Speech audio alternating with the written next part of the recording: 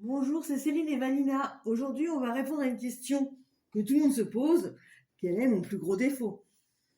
Parce que c'est vrai que c'est intéressant de savoir où ça pêche, quoi. Donc, Solilune peut nous aider à déterminer quels sont nos plus gros défauts. Donc, on va prendre une carte par hasard. Bon, c'est celle-là qui m'appelle. Donc là, on tombe sur l'éloquente. Qu'est-ce que t'en penses, Céline, de cette fée? Bah, du coup, c'est une fée, donc une hirondelle, qui est représentée sous les couleurs d'une anglaise qui parle à plein d'oiseaux différents, donc plein d'espèces différentes. Elle se fait comprendre. On pourrait dire aussi, la manière de libérer son soleil, c'est de s'exprimer, de parler, d'être soi-même.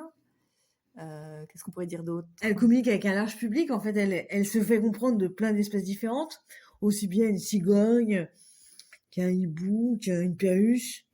Et donc, du coup, c'est sa qualité, ça. Mais là, on parle de défaut. Ah oui, donc il faudrait aller dans le bas de la carte. Donc le bas de la carte, il y a deux côtés. Donc, D'un côté, l'excès d'éloquence, c'est le fait d'être bavarde. voilà, blablabla, on voit des notes, beaucoup de mots, peu de sens. Donc, elle parle pour ne rien dire, elle meuble pour faire de l'esbrouf, et donc, du coup, elle parle pour rien, quoi. Et des fois, pire, elle parle pour critiquer. Parce qu'en fait, du coup, on peut se dire que quand on est dans ce défaut d'excès, on considère que c'est l'autre qui a un défaut. Donc, du coup, en fait, on le voit bien chez l'autre, en fait.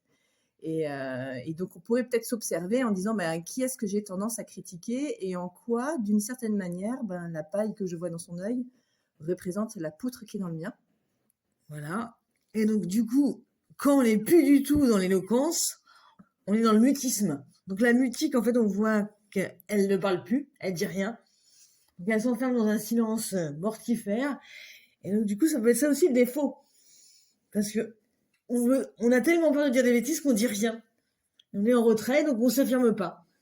Voilà, donc en fait, on éteint son soleil, on éteint son individualité, qui on est, ce que l'on porte, ce que l'on pourrait apporter aux autres.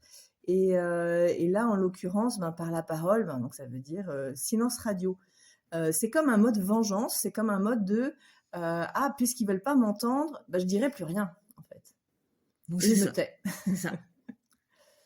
Et la clé pour justement utiliser ce ressort, c'est d'oser voir ces deux parts. En fait, c'est pas parce qu'on ose voir les moments où on est en mode vengeance qu'on est bloqué là-dedans.